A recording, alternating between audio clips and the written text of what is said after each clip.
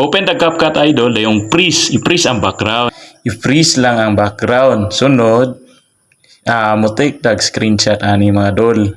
Ana, yung PixArt may akong gigamit adto sa PixArt. Remove background ra mga idol kay automatic ra ning ma-remove ang background.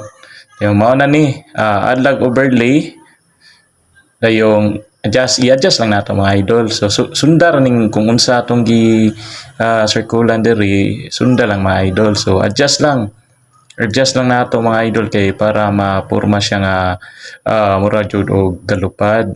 So sundar ni nga akong gi circle diri mga idol. Yan, adjust lang, adjust. Ito yung mo na atong gitawag keyframe mga idol.